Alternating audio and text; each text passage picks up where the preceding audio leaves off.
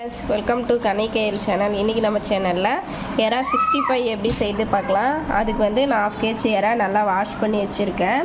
அதுக்கு தேவையான மசாலா வந்து 1 ஸ்பூன் கார்ன்ஃப்ளவர் மாவு, 1/2 spoon chilli powder, kesari powder கொஞ்சம், இஞ்சி பூண்டு பேஸ்ட்டு, உப்பு தேவையான அளவு நம்ம ஆட் பண்ணிக்கலாம். பாதி லெமன் எடுத்து வச்சுருக்கேன். ஃபஸ்ட்டு வந்து ஒரு 1/4 ஸ்பூன் மஞ்சள் ஆட் பண்ணிக்கலாம். மஞ்சள் போட்டு உப்பு அதை கூட ஆட் பண்ணிக்கலாம்.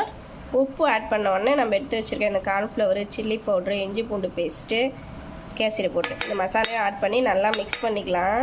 மசாலா போட்டு மிக்ஸ் பண்ண உடனே லெமன் எடுத்துக்கலாம். லாஸ்ட்டாக இந்த வேற இல்லாமல் ஆட் பண்ணிக்கணும். லெமன் போட்டு அதையும் நல்லா மிக்ஸ் பண்ணிக்கலாம். இப்போ நம்ம பத்தலைன்னா சால்ட்டோ காரமோ எது தேவையோ அதை ஆட் பண்ணிக்கலாம். இது நல்லா ஒரு 1/2 hour ஊற்றணும் ஃப்ரெண்ட்ஸ். அதுக்கப்புறம் நம்ம எண்ணெயில் போட்டு ஃப்ரை பண்ணிக்கலாம். இது 1/2 hourக்கு மேலே ஊறிச்சு ஃப்ரெண்ட்ஸ். எறா வந்து தண்ணி விடும். நான் தண்ணியெல்லாம் ட்ரை பண்ணிட்டேன். இந்த சைடில் கொஞ்சோண்டு தண்ணி வந்து தேங்கும். அது தண்ணியாக எடுத்துட்டேன் நான். எறா மட்டும் நம்ம பிசைஞ்சு வச்சோம் இல்லை வதக்கணும் அப்படின்னா எறாவில் மட்டும் கொஞ்சம் தண்ணி விடும். இந்த சைடு வானலில் கடாயில் எண்ணெய் ஊற்றி எண்ணெய் நல்லா காஞ்சிருச்சு. இப்போ நம்ம இதை மிக்ஸ் பண்ணி இதை ஒன்று ஒன்றா போட்டு பொரிச்சு எடுத்துக்கலாம்.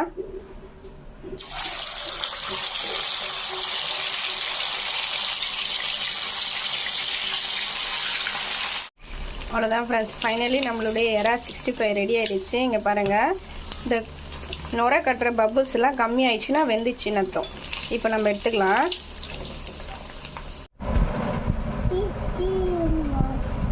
அவ்வளோதான் ஃப்ரெண்ட்ஸ், ஃபைனலி நம்மளுடைய எறா 65 ரெடி ஆகிடுச்சு.